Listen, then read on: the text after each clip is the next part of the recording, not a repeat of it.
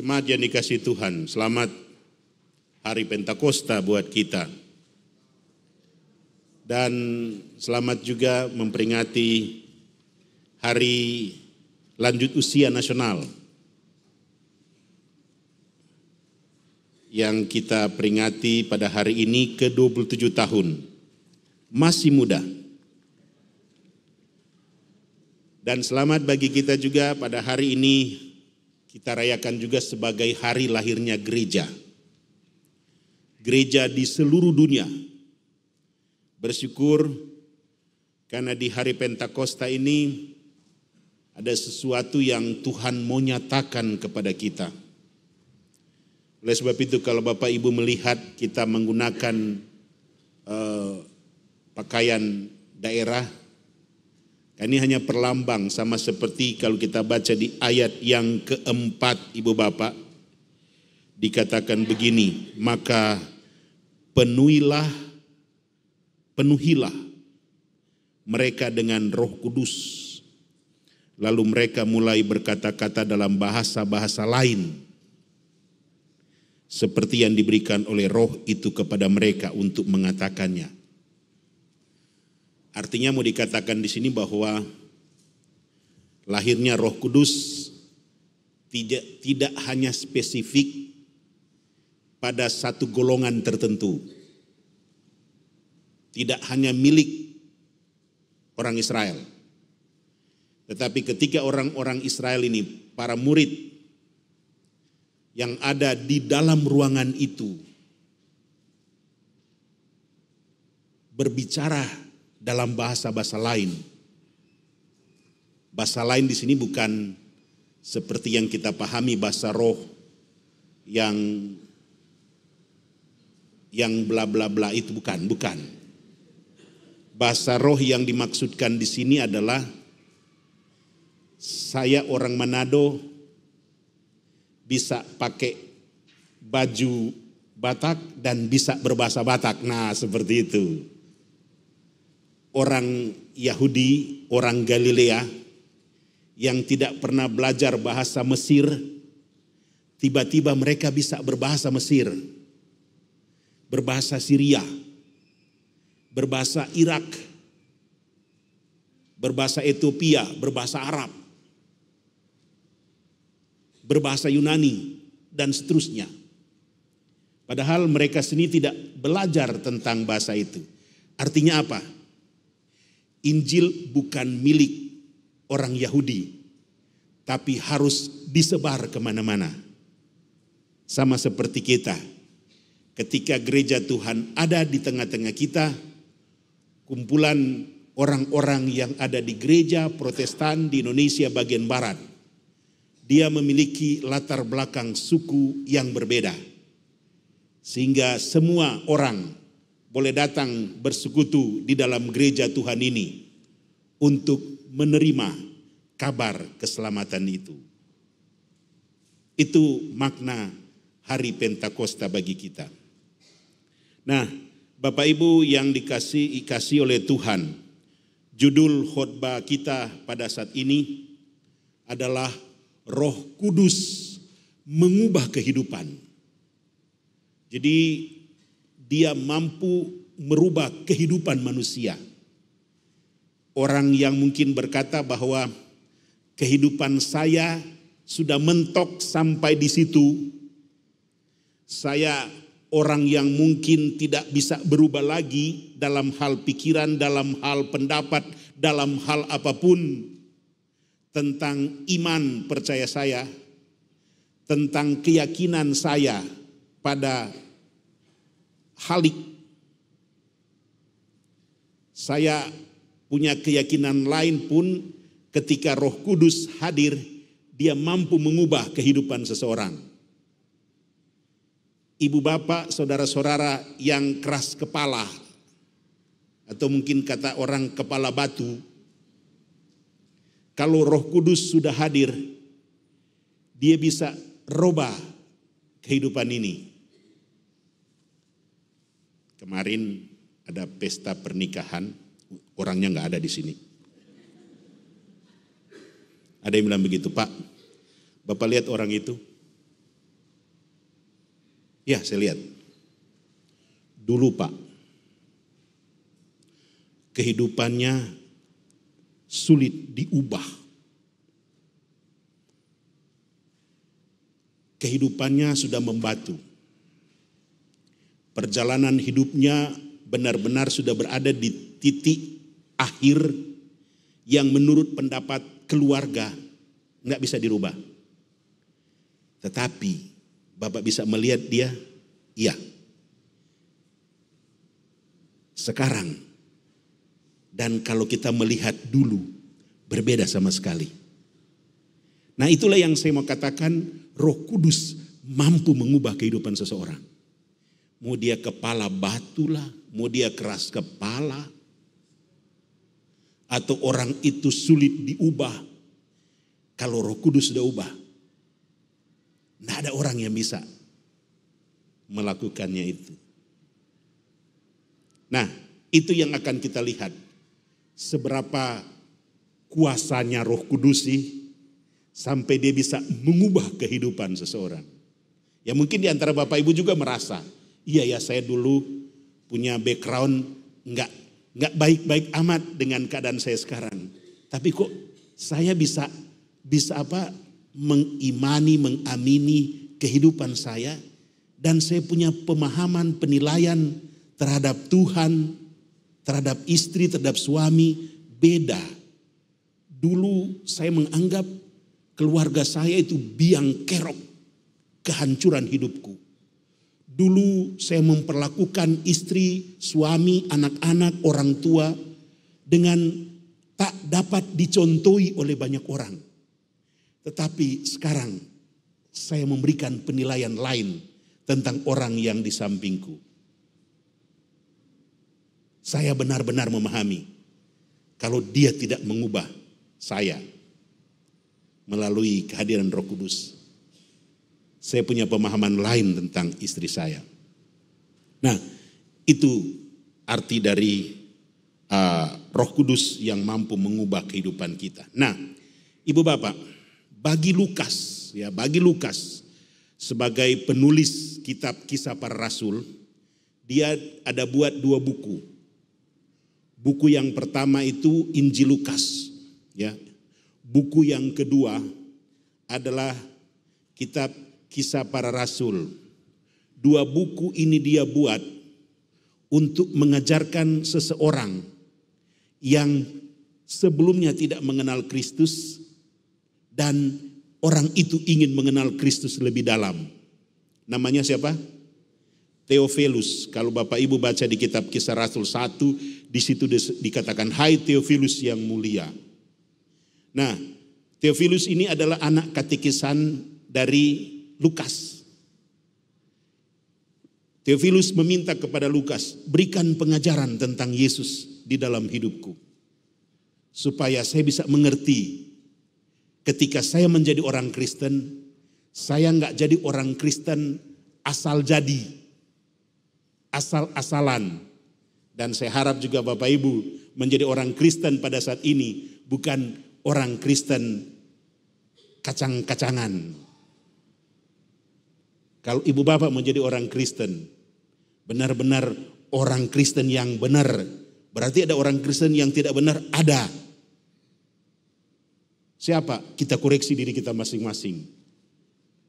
Nah, bagi Lukas, Ibu Bapak, ya, kedatangan Roh Kudus dalam kehidupan jemaat pada saat itu sama pentingnya dengan kedatangan Tuhan kita dalam sejarah manusia. Roh Kudus mengubah sejarah manusia. Hanya oleh karena Roh itu datang dan berkuasa, maka orang dapat mengerti apa artinya Yesus datang ke dunia ini.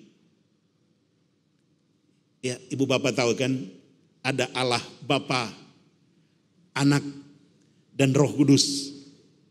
Jadi kehadiran Roh Kudus di dalam kehidupan jemaat bagi Injil Lukas, ia memiliki kuasa yang luar biasa.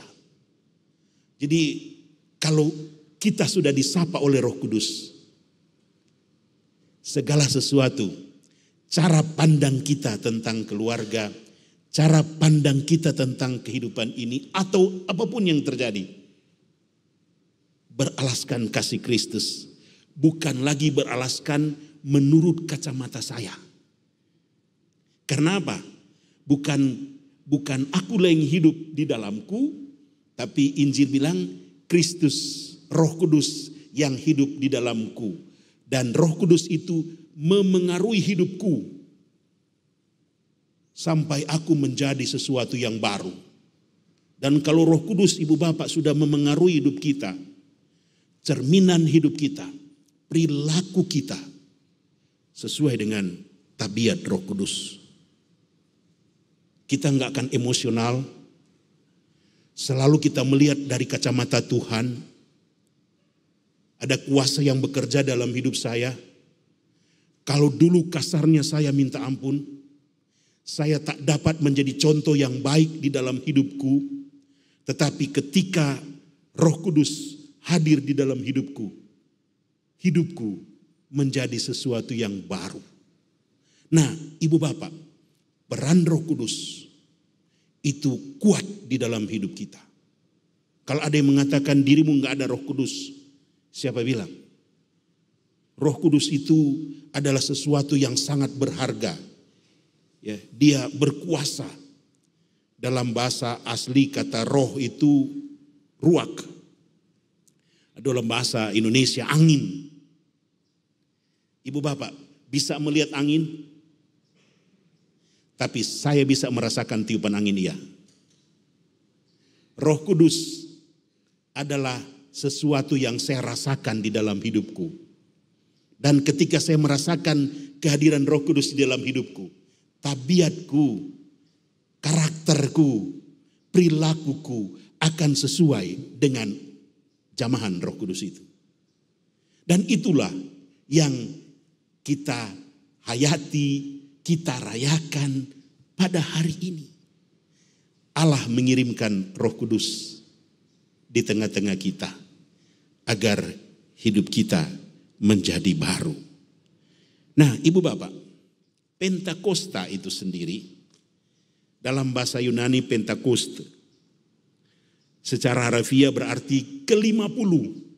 50 dari mana? 50 dari hari Paskah. Jadi Paskah itu kan selalu jatuh pada hari Minggu. Ya, Paskah jatuh hari Minggu, 40 hari kemudian kenaikan Tuhan Yesus ke sorga jatuh hari Kamis, 40 hari. Tambah 10 hari, hari lahirnya gereja. Jatuh pada hari Minggu. Kenapa enggak hari Sabat? Tetapi jatuh pada hari Minggu. Karena seperti khotbah saya di hari Paskah yang lalu. Setelah Sabat lewat, murid-murid Yesus datang mengunjungi Maria Magdalena dan Maria yang lain datang mengunjungi kubur itu. Setelah Sabat lewat. Dan mereka menemukan batu itu sudah terguling. Lalu malaikat menampakkan diri kepada mereka. Kenapa kamu mencari orang yang hidup? Orang yang mati. Dia sudah tidak ada di sini. Dia sudah bangkit. Setelah Sabat, artinya Allah mengatasi setiap Sabat. Oleh sebab itu Tuhan Yesus, aku Tuhan di atas hari Sabat. Dan hari Paskah jatuh pada hari Minggu dan Pentakosta juga jatuh pada hari Minggu. Mau cari sampai kapan Bapak Ibu? Akan selalu jatuh hari Minggu. Walaupun tanggalnya berbeda, ada perhitungan khusus untuk itu. Nah, 50 hari setelah Paskah. Pada hari Pentakosta, Ibu Bapak, sebenarnya itu diambil dari hari raya orang Yahudi, pesta panen. Pesta panen. Saya mengingat ketika saya ditempatkan di Kalimantan Barat, kami setiap hari Pentakosta, kumpul semua jemaat yang ada di pos-pos pelayanan, lalu membawa hasil bumi mereka. Ya, hasil bumi dibawa. ada yang bawa padi, ada yang bawa pisang, ada yang bawa babi, ada yang bawa ayam, tapi nggak ada yang bawa RW. Cuma babi sama ayam aja mereka bawa. Mereka bawa umbi-umbian. Terus mereka bawa ikan, ya, hasil tangkapan mereka di sungai. Lalu kita habis ibadah kita pesta sebagai rasa syukur. Lalu beras yang mereka bawa saya naikkan di dango. Kalau orang Dayak tahu naik dango. Pesta naik dango adalah semua beras sisa dari hasil kerja mereka sudah diperhitungkan untuk makan mereka. Mereka naikkan ke dangau ke satu pondok untuk disimpan dan akan dipakai selama 1 tahun sebagai rasa syukur dan selalu cukup ibu bapak. Mereka mengatakan, Pak, kami bingung. Padahal kami cuma beri biasa aja ke dango itu, tapi setiap kali kami ambil nggak pernah kekurangan. Sama seperti kita ibu bapak, kalau kita jalani hidup ini, kalau mau hitung matematika dengan kehidupan kita, kadangkala kan nggak pernah cukup. Dengan pendapatan kita dan pengeluaran kadangkala nggak pernah cukup. Tetapi ketika kita pasrah hidup kita kepada Tuhan, selalu cukup. Nggak pernah kita mengalami kekurangan. Itulah hebatnya anak-anak Tuhan. Karena apa? Di dalam keberadaan dia selalu bersyukur kepada Tuhan. Di dalam keberadaan kita yang kadangkala mungkin sudah mau jatuh, kita datang bersyukur, Tuhan terima kasih untuk berkat yang Engkau berikan pada hari ini. Tercukupi semua. Orang anak-anak Tuhan, ya ibu bapak, yang selalu bersyukur, dia tidak akan pernah kekurangan di dalam Tuhan. Tapi kalau dia bersungut-sungut, aduh, ya kurang melulu, ya kurang inilah, kurang itu. Kenapa? Karena kita kurang bersyukur. Tapi kalau kita selalu bersyukur, mau kita sakit lah, mau kita gagal dalam studi, gagal di dalam pekerjaan, gagal dalam segala hal. Tapi kalau kita lewati dengan rasa syukur, Tuhan selalu memberikan kepenuhan bagi kita. Buat oma opa, eyang kakung, eyang putri, opung, kakek nenek. Kan oma opa sudah menjalani hidup yang Tuhan anugerahkan. Kan sudah banyak makan apa? Jangan makan asam garam, kalau terlalu banyak makan asam nanti lambung. Ada Pak Dokter, kan jangan terlalu banyak makan asam garam. Terlalu banyak makan garam nanti apa? Darah tinggi lagi, kumat lagi, susah lagi gitu. Sudah banyak makan pengalaman, jangan bilang terlalu banyak makan asam garam. Pantasan darah tinggi banyak makan asam garam. Karena pengalaman yang saya jalani dalam hidupku, itulah yang membuat saya selalu melihat cara pandang saya tentang hidup ini berbeda ibu bapak. Daripada kita terlalu banyak bersungut-sungut, terlalu banyak makan hati, banyak makan hati dan sakit hati gitu nanti itu. Terlalu banyak berpikir, terlalu banyak berpikir sesuatu yang sebenarnya tidak usah kita pikirkan.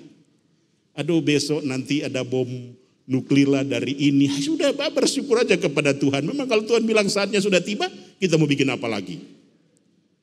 Tapi bukan berarti saya apatis dengan hidup ini. Saya akan melakukan hidup ini. Nah, bagi orang Israel hari Pentakosta itu adalah hari ucapan syukur. Hari Thanksgiving. Hari di mana saya mau mengatakan Tuhan terima kasih. Engkau begitu baik dalam hidupku. Engkau menjaga rumah tanggaku. Engkau menjaga kehidupanku. Dan hari ini ketika aku masih bisa berada di rumah Tuhan ini. Itu bukan karena hebatnya aku. Tapi karena hebatnya Tuhan. Itu kan luar biasa ibu bapak. Kalau kita mengatakan itu karena hebatnya Tuhan. Jadi artinya ibu bapak. Apa fungsi Pentakosta di dalam kehidupan kita saat ini ibu bapak? Apa sebenarnya fungsi Pentakosta di dalam perjalanan kehidupan kita saat ini? Nah, Ibu Bapak Saudara-saudara yang saya kasih di dalam Tuhan, Pentakosta itu adalah motivasi. Dia memberikan motivasi. Dia memberikan kepada kita cara pandang hidup yang luar biasa. Bapak Ibu, Yohanes 20 ayat 19. Coba Bapak Ibu baca Yohanes 20 ayat 19. Bagaimana kita melihat perjalanan kehidupan murid-murid. Yohanes 20 ayat yang ke-19 dikatakan begini. Pada hari sudah malam, pada hari pertama minggu itu, berkumpullah murid-murid Yesus di suatu tempat dengan pintu-pintu yang terkunci karena mereka takut kepada orang banyak. Takut di Yohanes 20 ayat 19. Begitu takutnya mereka. Begitu khawatirnya mereka. Yesus sudah tidak ada lagi. Yesus sudah bangkit. Nampaknya dia sudah meninggalkan kami menjalani hidup sendiri. Sampai mereka harus tutup pintu kamar mereka. Mengalami ketakutan yang luar biasa. Dan itu juga Ibu Bapak, kalau kita baca di kitab Injil Lukas ya. Injil Lukas 24. Kita lihat di Lukas 24 ayat 21 dan ayat yang ke-37. Mari Ibu Bapak. Kita buka Lukas 24 ayat 21. Bagaimana keberadaan murid-murid ketika itu. Pada ayat 21.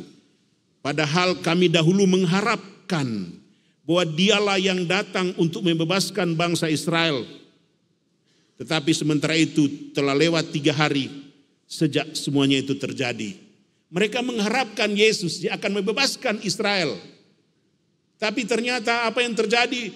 Kosong besar. Kayaknya Yesus sudah membohongi kami. Yesus sudah tidak peduli lagi dengan kami. Kami mengikut dia karena kami berharap ketika bangsa kami dihancurkan oleh tentara Romawi, oleh kekaisaran Romawi. Harapan kami, Yesus datang untuk menaklukkan kekaisaran Romawi dan menjadikan negara kami Israel yang baru. Israel seperti ketika Daud datang untuk mempersatukan 12 suku itu. Seperti Salomo yang sangat hebat itu. Kami mengharapkan Yesus menjadi seperti itu. Tapi apa yang disangka, apa yang dinyana? Tidak ada. Nol besar semua. Itu yang dialami oleh murid-murid. Sakit hati. Tetapi ketika Tuhan menyapa mereka perlahan-lahan, Allah memberikan motivasi lagi kepada mereka. Allah mengatakan di Yohanes 20 ayat 20, jangan takut, aku bersama-sama dengan kamu. Ketika di Lukas 24 ayat 21 dalam perjalanan murid-murid ke Emmaus, Tuhan mengatakan, lihat tanganku. Ketika dia membelah roti, mengucap syukur, dan mata mereka terbuka. Ternyata selama ini kami berjalan dari Yerusalem ke Emmaus. Itu kami berjalan dengan Yesus. Kami tidak sangka kalau dia itu Tuhan. Kerap kali kita juga begitu. Tuhan, di mana aku? Aku takut nih. Aku bingung bagaimana saya mau membawa rumah tanggaku. Bagaimana saya membawa hidupku. Kita berteriak padahal dia ada di tengah-tengah kita. Dia ada bersama-sama dengan kita. Kita mulai mempertanyakan tentang Tuhan. Banyak loh Bapak Ibu. Saya bisa melihat wajah-wajah Ibu Bapak. Walaupun pakai masker, saya bisa melihat ini ada wajah-wajah kekhawatiran di dalam hidup Bapak. Mulai takut tentang Tuhan.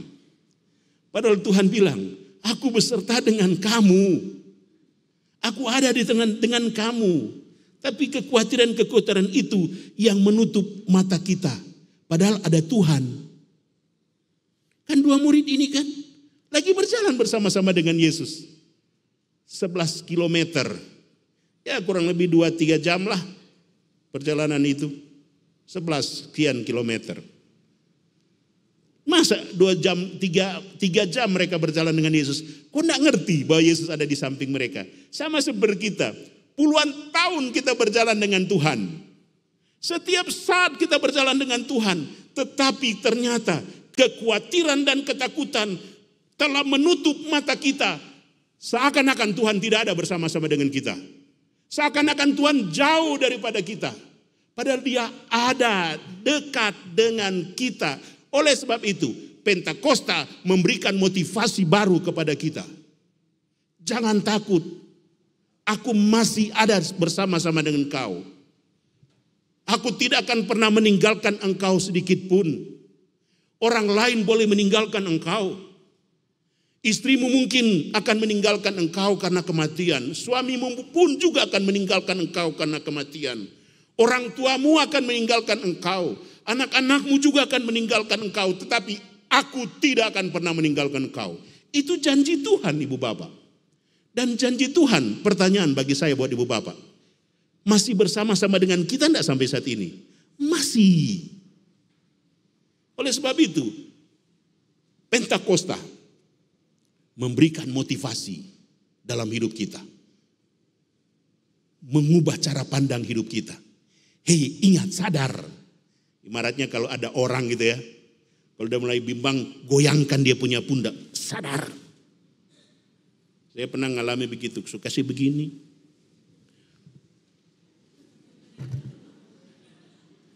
Orang-orang begitu paling enak kalau udah goyang pundaknya enggak tempel sedikit. Hei, sadar kau gitu.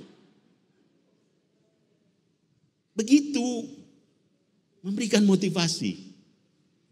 Dan motivasi itu yang Tuhan beri, Ibu Bapak. Menenangkan hati.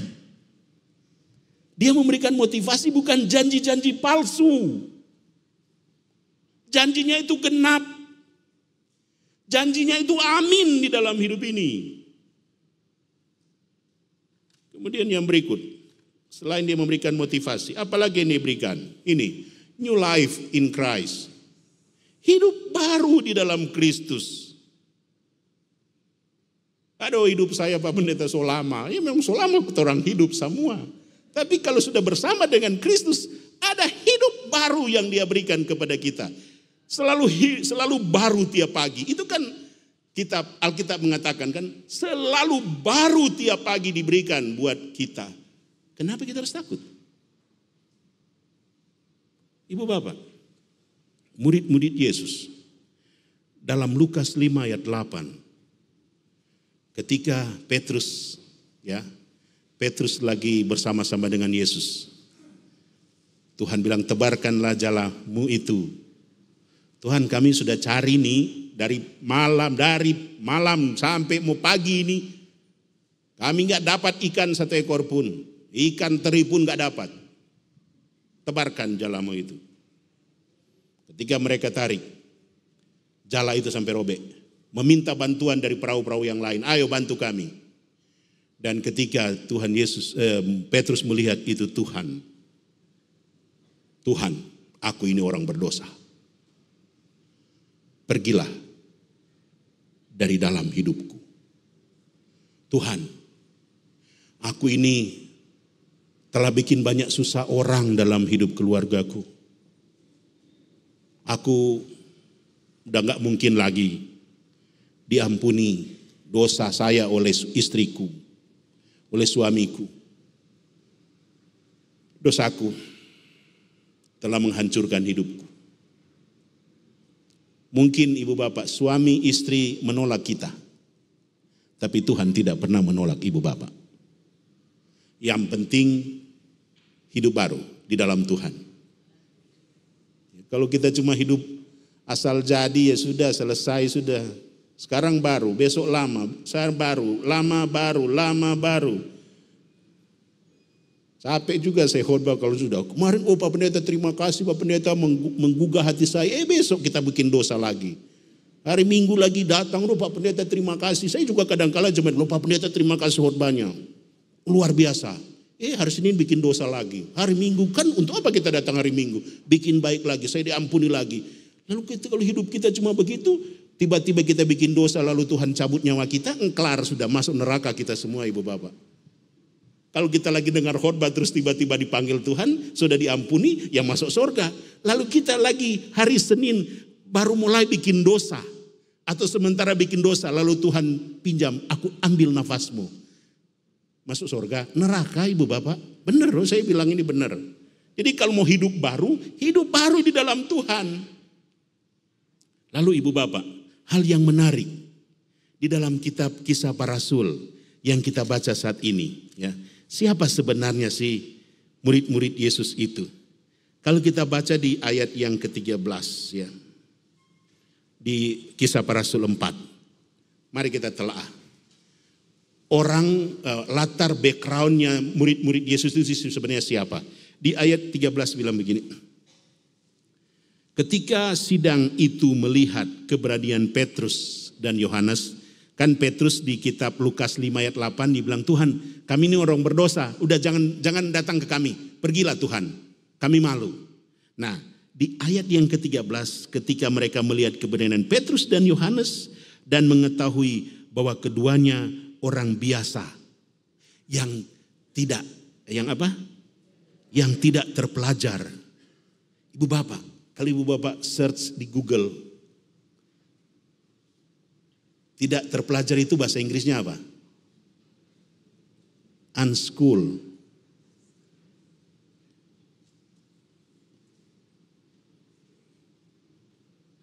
Uneducated.